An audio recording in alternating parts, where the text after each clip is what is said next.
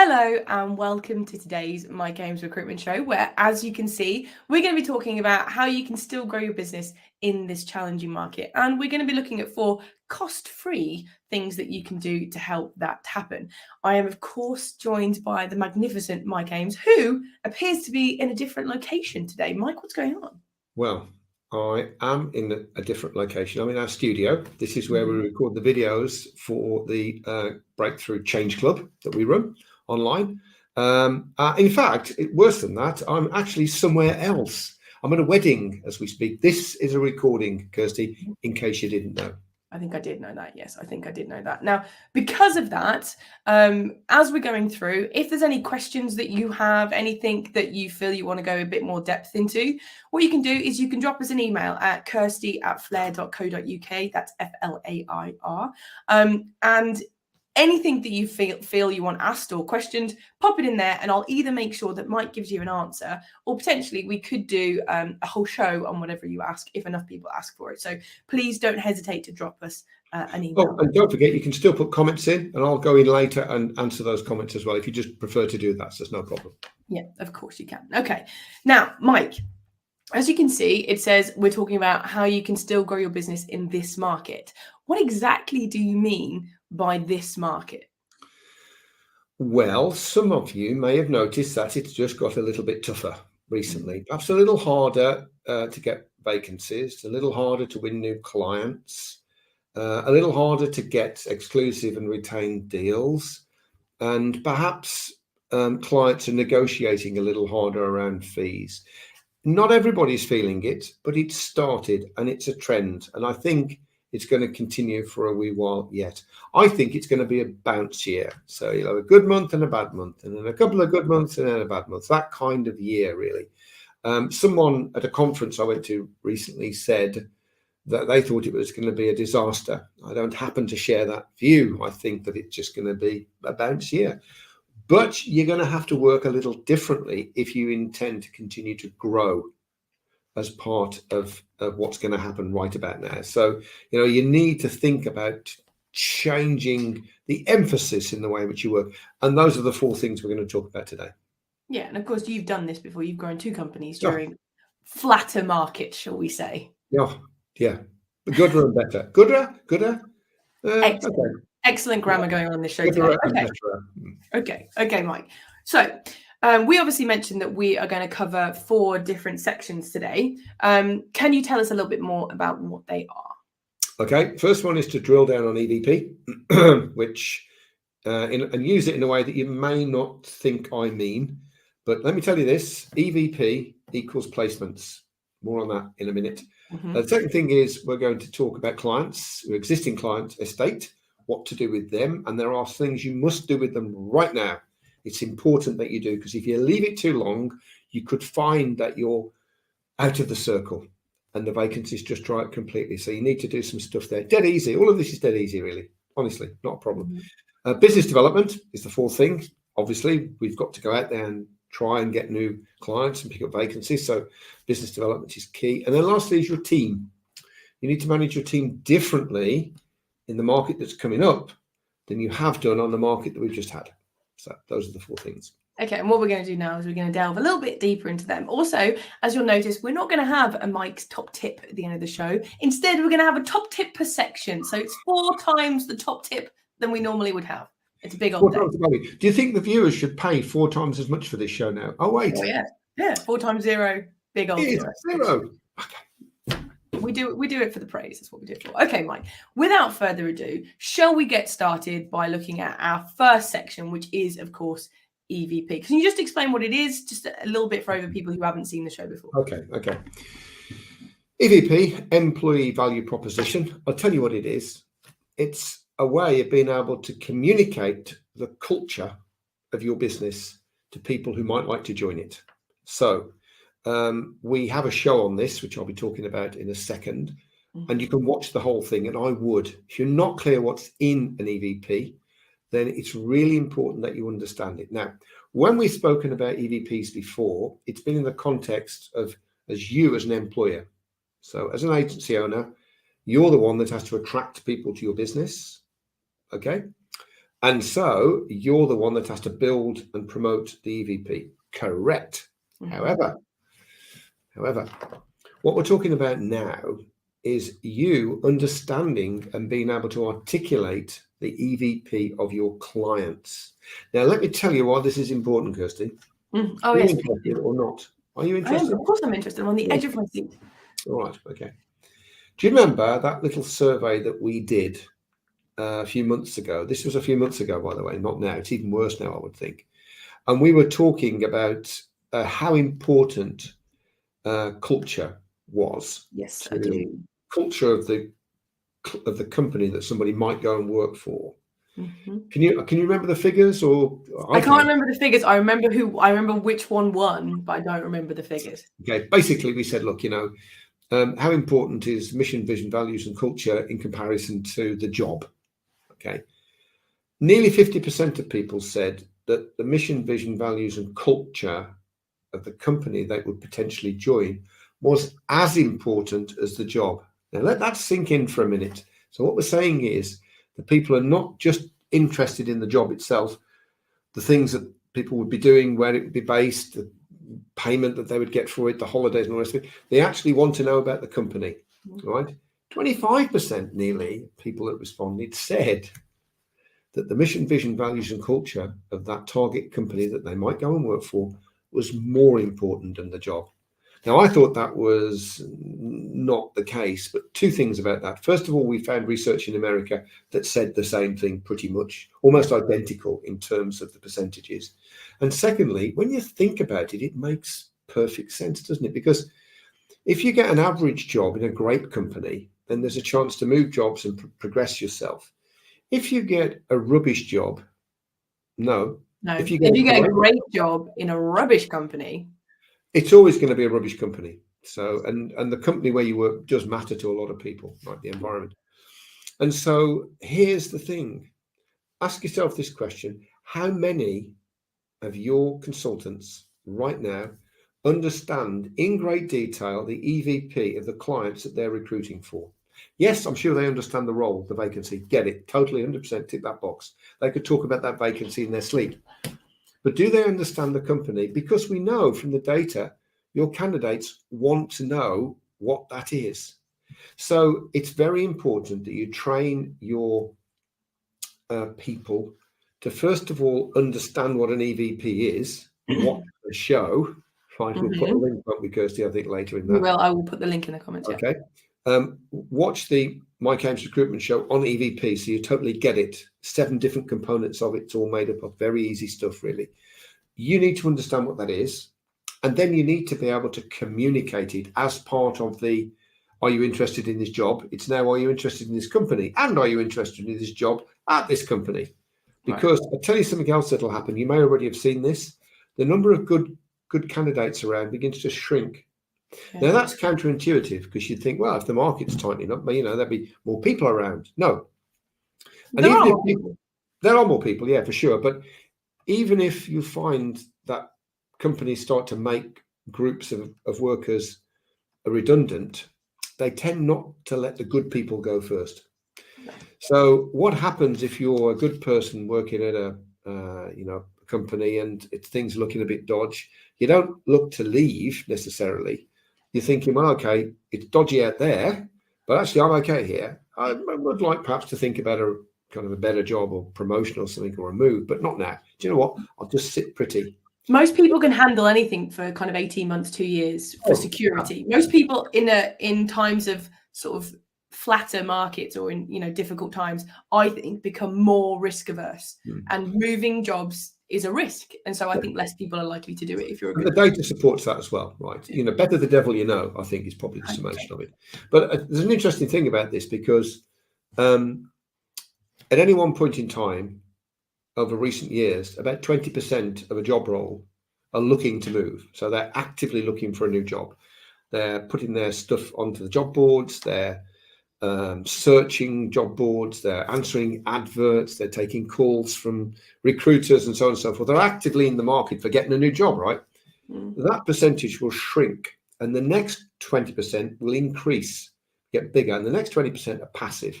So they're not actively looking anymore. But get the right role at the right company, and you can tempt them out, Mm. right? So that's the second thing around EVP is you've got to teach people how to use it so that when they get to speak to these people, they can leverage them out of this little comfort zone that they're at and interest them in the company and the role, right? And that's really important to do that.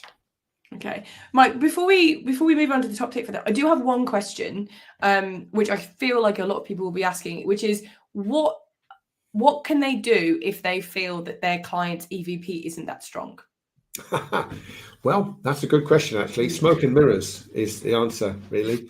Well, you can either choose not to work with that client, and there is an argument for that, because if you've got a company that's not attractive, the chances of getting to people to go and work there is diminished. It's less. Yeah. Especially if someone's kind of happy where they are, it's like, well, no, I don't think I'll bother. No. So there is an argument to say try and work with clients who've got a stronger EVP. The second thing, if you can't do that, is smoke and mirrors. You can't tell lies. You would never do that. But you can certainly miss things off and just focus on the things that are attractive about a particular company. Hey, they got a great canteen. Is that it? Yeah. Great canteen. Lovely. Yeah. The food's very important to a day-to-day. Do you think you could do anything around educating your clients, or is that not something that you would? Funnily enough, we do have some of our clients. We teach EVP, right? It's part of our breakthrough program. And we've got some of our clients who've been through that and we're now selling that service, which we encourage them to do, using our content, by the way, which we're cool with. But they're selling that service as a consultancy service to their clients. So I'll help you reshape your EVP. And here's the interesting thing that I found. You'd think, oh, that's only going to be the case for small clients, isn't it? For small companies out there or medium sized. No, some really big companies have got no clue what their EVP is. None. So you can really stand out if you can actually explain what it is and then help them to articulate it into what we call an EVP on a page, which is what you need, right? So it's a summarized version of your EVP. If you can do that, it's a valuable thing. It's a skill that you can sell on if you want to, or you can just give it away in exchange for more vacancies. Yeah. You choose. Like you say, our clients have had a lot of success with this. Okay, Mike, so we're going to move on to the next topic in a second. But as I said, we're going to do a top tip per section today. So what is the EVP top tip? Well, here it is. It is to watch the Mike Ames Recruitment Show episode on EVPs. It's really important to do that. You'll find the link in the comments for that. So yeah, will you be putting that on the description as well? You'll put that in the comments for YouTube as well and Twitter? Yes, YouTube and Twitter and Facebook. I'll go and pop in, and YouTube as well. It will be in the description. Okay. Right, Mike, it is time to move on to the next section, which is client care, which seems pretty obvious to me, oddly. I'm not going to lie. Right. Well, yeah, client care. Okay. So in an active market, client care tends to get pushed down, and it doesn't matter because clients are so desperate for people that they don't really care. You know, even if you don't speak to them very often, get a really good candidate, they'll look at it. Like, that's the deal. There is an argument to say that that's still going to be the case because the number of candidates isn't going to kind of explode suddenly. But the evidence seems to suggest, and my personal experience suggests, that if the market does shrink a little bit, in other words, if the number of vacancies does drop and contract, then what always happens actually is that clients use less agencies. You've got to understand, if you've ever worked in a job where you have used agencies, and I don't mean rec to recs, I mean recruitment agencies to help you, if you're a manager pre-recruitment, you would know that it's an overhead to have agencies. They ring you up, they send you details, they're emailing you, want to come and see you. To manage the CV process and the assessment and the placement, it's a nightmare, really. If you could deal with less agencies, you would. But in buoyant times, you really can't afford to do that. So you push the net out a little further. What happens is that the number of vacancies drop, so they use less agencies. Now, they probably won't tell you, oh, by the way, we're not going to send you any more vacancies because we've got our favorite agencies, we're using them. What happens is you just don't get the vacancies anymore. They just stop. They quietly quit. Yeah, quietly quit. Yes. Can we use that? Can we pretend we made that up, even though we didn't? We didn't make it up, but we can pretend. Okay. And so what can happen sometimes is this can happen in a number of companies in a very short space of time. And suddenly your vacancies can literally fall off a cliff. It's amazing when it happens. I've seen it. and it's not very nice. So the first thing that you have to do with your clients is you have to figure out where you stand with them. Now, it's a painful conversation that I know a lot of people listening or watching this show won't do, in case someone says, well, no, you know, if I deal with less agencies, you won't be one of them. Oh, better not to know. Au contraire. I think it's better to know now, because the obvious question is, well, okay, I get that. I respect your decision. What have I got to do to make the cut? What do I need to do right now to make sure that if you reduce the number of agencies that you deal with by a third, or maybe even a half, that I am one of those companies? What do I need to do right now? Tell me and I'll do it. Now, they may tell you, they may not. They may tell you, you may not be able to do it. But imagine they say something, you think, yeah, I can do that then. There's a chance that you can rescue that client. Yeah. And there's a chance as well that it might be a similar thing with other clients. So it could be a really small thing that you do, and you go to your other clients and say, I've just started doing this. Would it help you? And you might go further up the list, you know, on other clients as well. Yeah, that's a good point, Kirsty. No, it's absolutely right. It's a really good point, because when sometimes we do things, well, it works both ways. Sometimes we do things and we don't realize that people value what we do. We just sort of do them, really. Sometimes some people do things and other people in your organization don't. And that's the way to standardize, to make sure everybody's doing best practice. But the same works in reverse. Sometimes we do things or don't do things, the clients don't like that. So if we stop doing it, or start doing it, whichever, and we change to meet the needs of their clients, and we push it across the board, then there's a big lift everywhere. So I think that's a very valid point. Okay.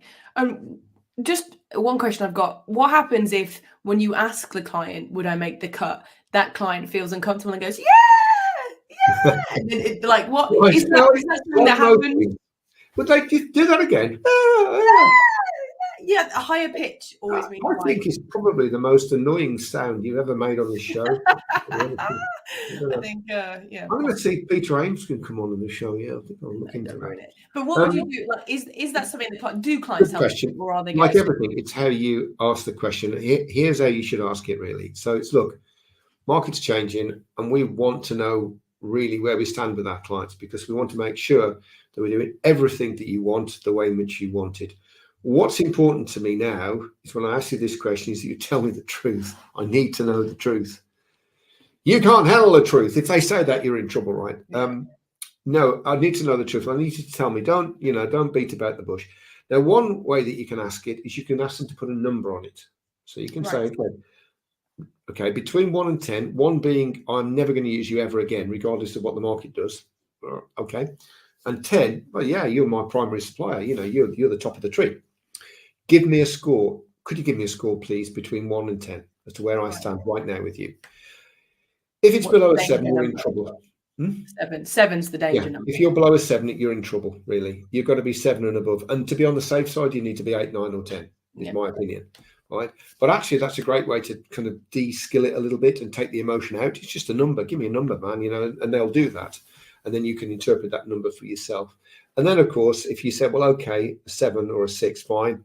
It'll never be below a 6, right? I mean, if it is, you're in real trouble there. Yeah, somebody's gone, they're about to sack you tomorrow if it's below a 6. Yeah, you're lucky that they're senior, right? So, but what you can say is, suppose I needed to be an 8. What would I need to do to make it an 8? Then you can have a proper conversation about improvement. Okay. Now, allied to this, the second thing around clients is, quite often there's a thing called perceived indifference, and it means the clients perceive that you're indifferent about them, that you don't care about them. You do, obviously, but you don't show it. So you've got to start and show the love. I'm glad that we didn't put that on a pop-up, Kirsty. And me, because I feel it would have gone a bit dark. Show the love, right? No, show the love. And in simple terms, that just means ringing in and seeing how they are. Honestly, that much. Not about work, though. No. How the business is. There's a vacancy. I've got this great candidate. No, I'm not talking about that. That's operational. You've got to get off the operational highway and onto the relationship rest area. Yeah.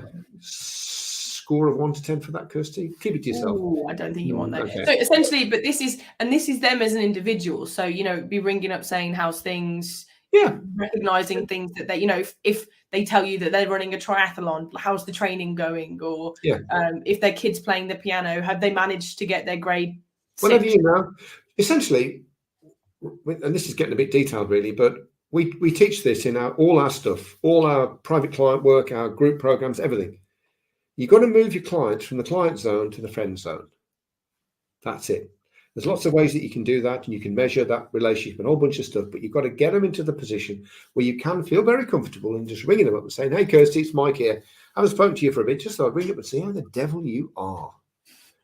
And start a conversation in that way. If you can't do that comfortably with your clients, the relationship isn't where it needs to be. Okay.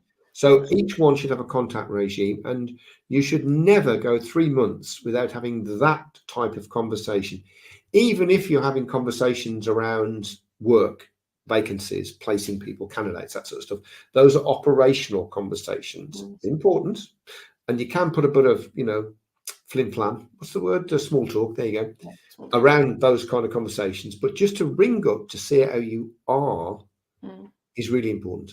Okay. And just one quick question before we get the top tip. Can I, if I started an operational call, could I add the kind of friendship conversation at the end? So could I say, like, I've rung up for this, and then try and keep them on the phone and do it that way to begin with, or not really? Yeah, you can do that. And again, the stronger the relationship, the more you can put it to the front of the call. Yeah. So if I know you well, I'll say, oh, it's Mikey. I've got a couple of things I want to come back. How are you? How did that house move go? Did that work out for you? Or take the piss out of their football team or something, which, being a Wolves supporter, is easy for me, But if you don't know them very well, then you'd put it on at the end. So straight to business when you ring in, which is probably what they're expecting, and then a little chit chat and say, "Are you busy? Everything okay at the moment? How's business? So what's going well? Good question. What's going well for you at the moment? That's a good question, because everyone likes to talk about that, so it's fine. Okay, fantastic. Okay, Mike. Before we move on to the next section, can we have our top tip for client care, please? Okay, you might not be surprised at all to read. Yes, there you go. Can you make the cut? If you were reducing the number of suppliers you had by half, would we survive on a score of 1 to 10, if you like, whatever? You've got to find out where you stand, because then you stand a chance of rescuing it if it's not where you need to be. Okay, all right, fair enough. Okay, Mike, let's move on to the third section, which is business development. And again, when you're thinking about growing your business development probably would have a part to play in that, I would assume. Oh, you'd think so, wouldn't you? Yes, particularly if you're losing clients or vacancies are dropping through no fault of your own necessarily. It's just clients aren't buying as much as they did. Then you've got to go and get some new stuff from somewhere. And it's tough because everybody's going to be looking. I had a client at a workshop the other day with a client. And he said that one of the things that he'd noticed is that his market was he did a lot of spot deals. So he wasn't targeting big users of staff who's in the IT world. He was just targeting spot deals, so it was quite a tactical business development engine, which is why we're speaking, because he wants a strategic business development engine, obviously. And he said what he noticed was, just recently, a lot of the bigger agencies who really couldn't give a toss about spot deals are now targeting his clients because they just haven't got enough work from their traditional clients, and they're going for his market. And I think you'll see quite a lot of that. Everybody's going to be fighting for the fish in the pool, and the pool has got smaller. Okay. Definitely a rough time. So what kind of things can people do then, Mike, to help bat off the big guys, or keep them at bay, or win against the big guys? Now, first one's a bit contentious, and I know some of our regular viewers who are not in this camp would be throwing their arms up, but luckily I won't be there to see it. I'll probably be drinking champagne right about now. I'll have to check. Anyway, right. So the first thing is, if you think about your team, including yourself, if you're a small business particularly, they're going to have innate strengths and weaknesses. So some of them are going to be very good at finding candidates. Some of them are going to be very good at looking after clients and client care. Some of them are going to be very good at business development, and that may be you as the owner. Okay. Now is the time to begin to think about operating in a layered approach, moving away from 360 where everybody has to do everything, and moving to a position now where, look, if you're good at this, you just do that. You're good at it, you like it, just do that. You're good at this, well, you just do that. and it particularly relates to business development.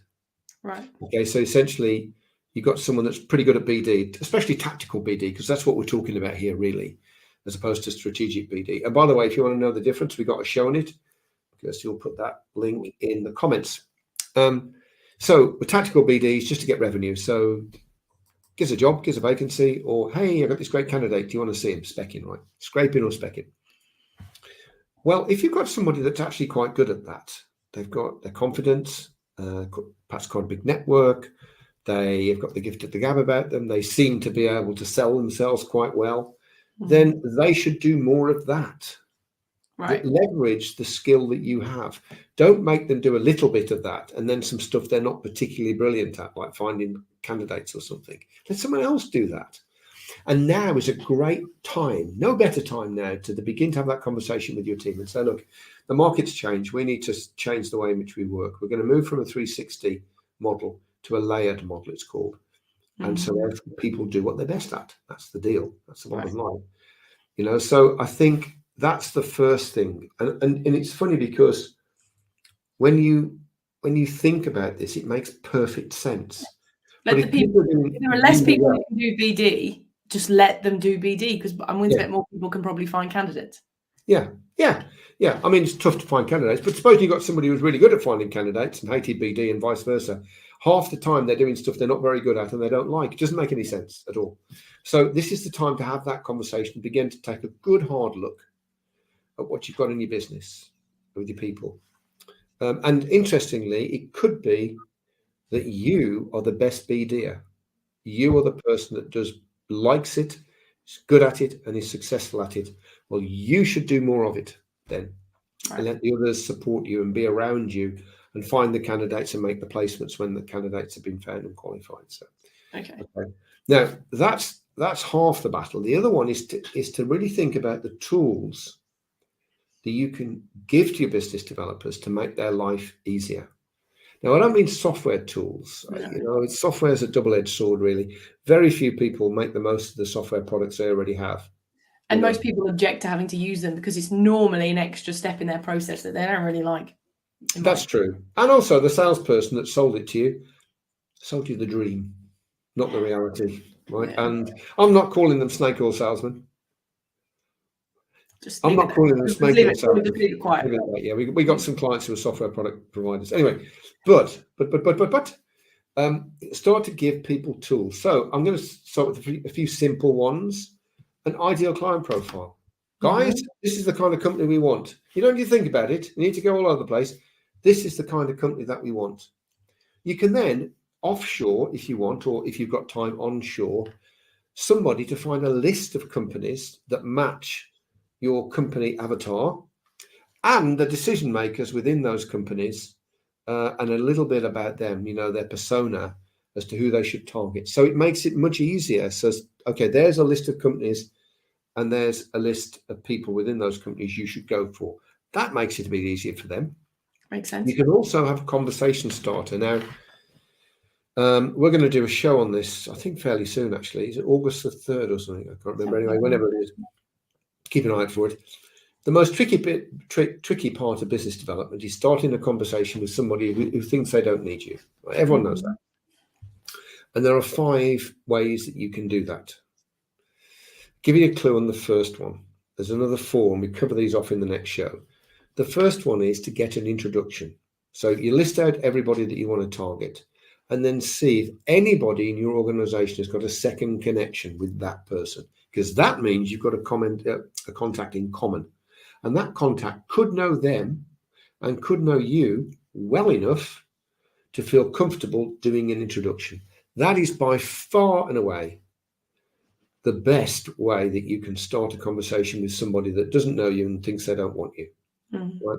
And it's really important. There's another 4 on top of that, which I'll go through in the show.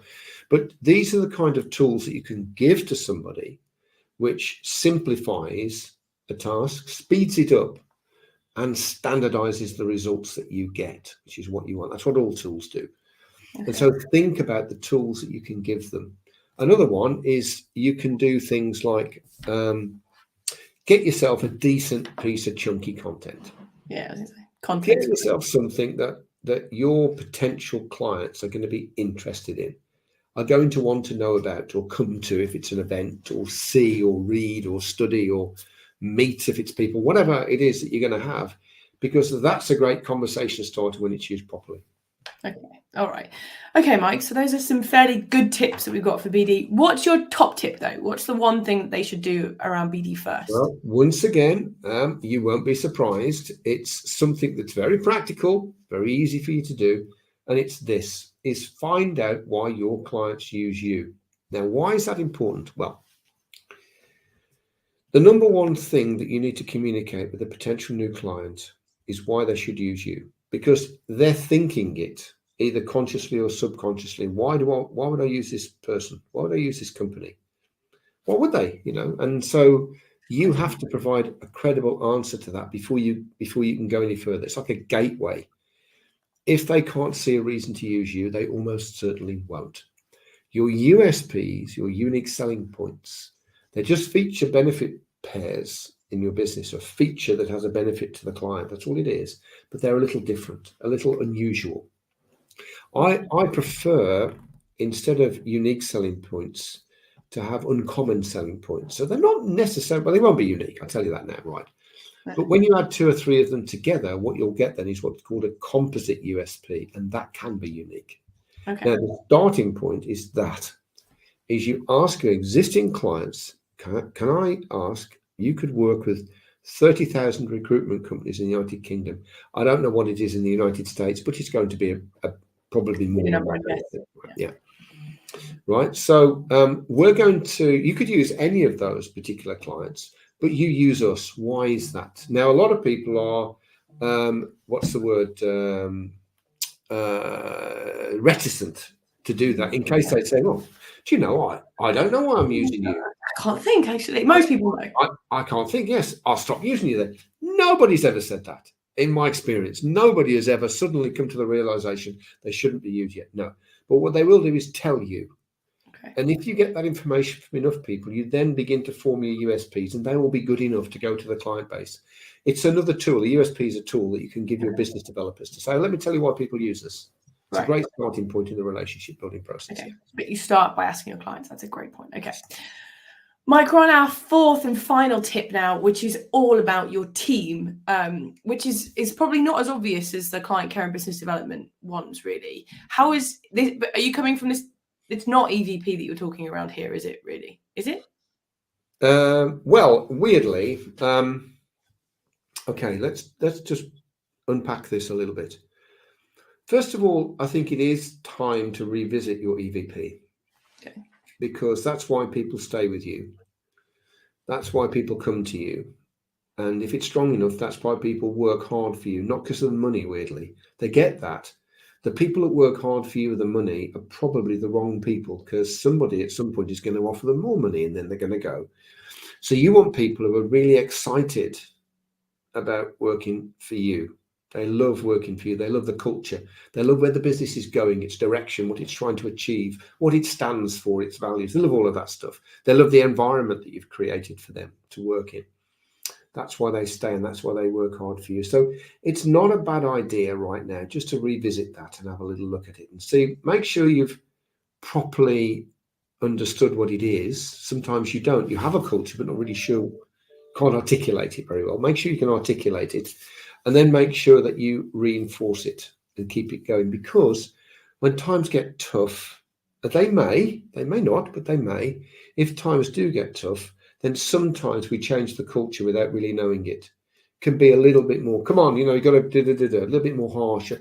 Some of the nicer parts of the culture sort of evaporate and disappear because we think we haven't got time and it's all about the money and survival and profits are going down. Come on, blah, blah, blah.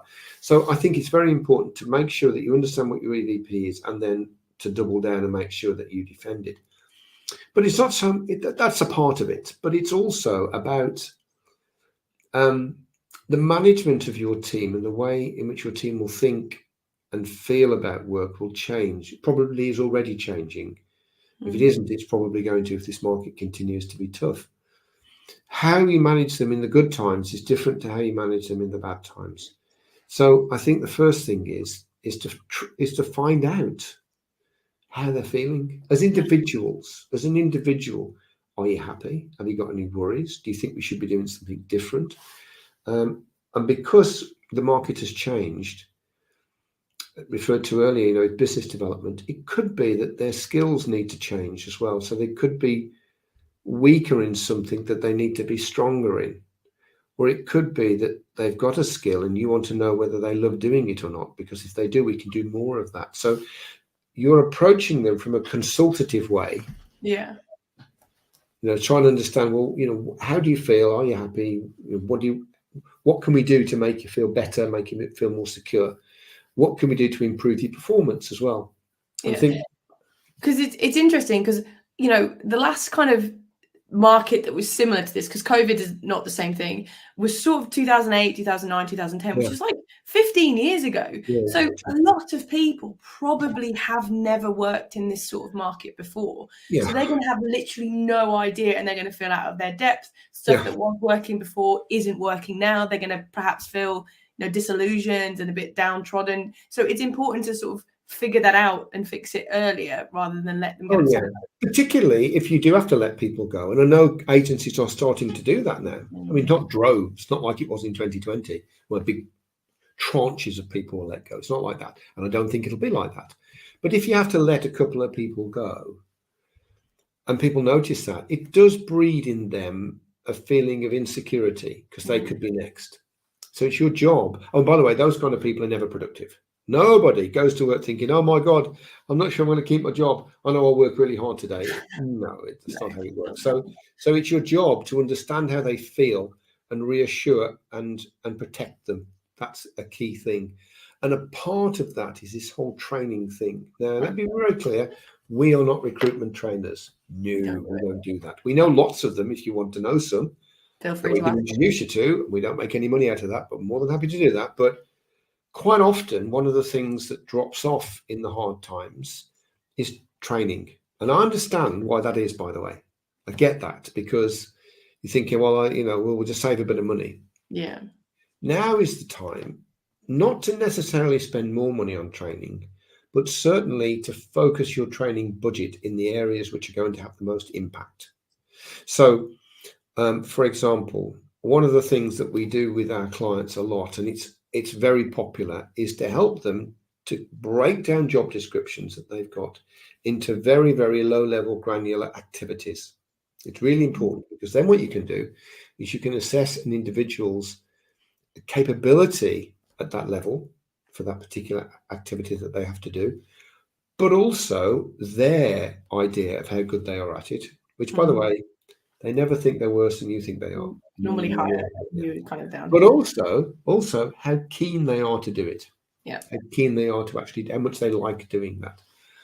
And if you do that, you can begin to build a really granular training program for them. And if you know the kind of things that they need to be good at, particularly if you're moving away from the 360 model, then a lot of the stuff isn't relevant anymore. But the stuff they are going to keep doing, they need to be really good at. As Steve Martin says, they need to be so good that you can't ignore them. They're going to be that good. So you've got to keep the training budget up. I'm not saying spend more money. If you need to cut it down a little bit, well, fine. I wish you wouldn't, but if you need to, but make sure whatever you do, you spend that budget where it gets you the best returns, and that's really important. And if you are saving the budget, it's best to sort of top that up with your time then. If you're saving money, then you should then take on some of that training and do sort of caveman coaching. Caveman coaching, yeah. Caveman coaching simply means caveman coaching. The way people were coached in caveman years, apparently, was sitting around the campfire and then sort of helping people to do things, showing them, and they watched and all the rest of it. So it's the same there. Show people, work with people, coach them, watch them, develop them, and do it. If you can't afford the training or you don't have the time, then you have to do something of that nature, because it's very important that people's skills levels and their confidence levels go north, not south. That's not going to do anybody any good. All right, Mike. Now let's talk about the top tip for your team. What would you say? You should complete a VOTE. Okay, voice of the employee. Now, you can do that in quite a few ways. You could just set up a little survey on SurveyMonkey. You can make it anonymous. You send it out and get people to fill it in. And you're asking questions around their well-being, how they feel about the business. You're asking for what they think the business should be doing. You're asking them their strengths and weaknesses for themselves and the strengths and weaknesses for the business, whatever you want to find out. But it's a way of beginning the process and evaluation so that then you can make changes which are going to make things better, right? So that you can do it on a like an anonymous survey. Yeah, anonymous is key. Yeah, you can also do it if you want to on a survey which is not anonymous. So people say, no, I want to know what you think, but you need to tell me who you are, because then I can deal with it, right? So there's pros and cons of both of those. The other thing that you can do is get a third party to do it, preferably your HR consultant or your HR person, and get them to do that assessment. And then you would come in based on what they tell you to put a plan together to make it better, right? So very important. Okay, so I think that VOTE one is one that's so underused, but can be so powerful. Okay, Mike, we've sort of come to the end of the show now. This time goes quickly, even when we're just recording. So in a second, I'm going to come to you for the sort of, well, it's not a top tip, but what your top tip of the top 4 is, I guess. But until then, who have we got next week? Because I believe it's a guest we've been trying to get for a while, because it is next week because of timings, isn't it? Yes, it won't be 2 weeks off. It'll be next week. And we have Andy Jones, who's the CEO of Tracker. Used to be Tracker RMS. Some of you may use his product. I don't know. And a lot of people are talking about AI, ChatGPT, and all the rest of it in recruitment. But what they're mostly talking about, most of them are talking about, I haven't got a clue, basically. And those that are talking about what's happening now. Well, Andy is responsible for putting chat and other AI products into his product. So he really knows what's going to happen.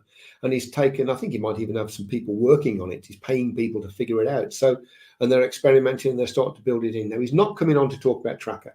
He's not allowed to pitch the product. He's coming to talk about that from his perspective, which is probably better qualified than a lot of people, I would imagine, certainly us. He's coming to tell us the way he sees it going and what the impact is going to be on you. Please don't miss it. It's a special. We couldn't get him in until October, I think. So we want to do it earlier. And we didn't want to wait that long. So this is a special. It'll be next week, and check it out. It's going to be good. All right, Mike. It's time to round up the show now, Mike. So did you want to kind of go through the top tips again to just let people pick their own? I'm going to give him my top tip of the top tips. But before I do that, Kirsty, here's an interesting thing. We don't normally do this on this show, right? But I'm going to do it now. One of the viewers, who's a regular viewer, they've made comments and everything, said to me, I was speaking to them recently. In fact, it was last week. When this goes out as it was some time ago. Right? And he said, you know what? I don't even know what you do. And I was utterly astounded. So, well, surely you know. No, they don't. Because we never publicise it. We never post it. So what we're going to start doing is having a little sentence or two at the end of each show. It's not sales. We're not pitching for work or anything. It just says what we do so that you know. If that's okay.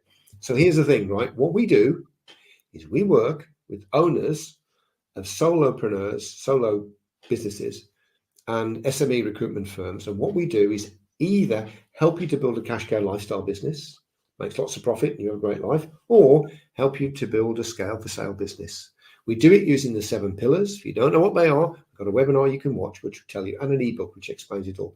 If you put in the comments or email Kirsty, we will send you the link so you can watch that. But that's what we do. We help people build the recruitment business of their dreams. So there you go. Oh, fantastic. Okay, Mike. So thank you very much for watching, because it's weird. We cover a lot of content, but we don't tend to talk about ourselves. But, you know, it is what it is. So I'm just going to run through the 4 top tips that we spoke about, and then hopefully you can tell us which one's your favorite. So first one was for EVP, which was to watch the My Games recruitment show that we have on EVP, so you understand what it is and how you can important, but not my top tip. Okay. Secondly was client care, which was to ask your clients if you would make the cut. If they cut their recruiters down by half or even a third or 2/3, would you make the cut? And you ask them out of 10 if whether you would or not. Very important. I would make that my top tip, but I know a lot of people won't do it. Okay. The business development top tip we had was ask your clients why they use you around USPs. You see, I'd like to make that my top tip because I think it's a very practical use. But some people out there could be thinking, well, I already know what our USPs are, so I'm not going to choose that one either.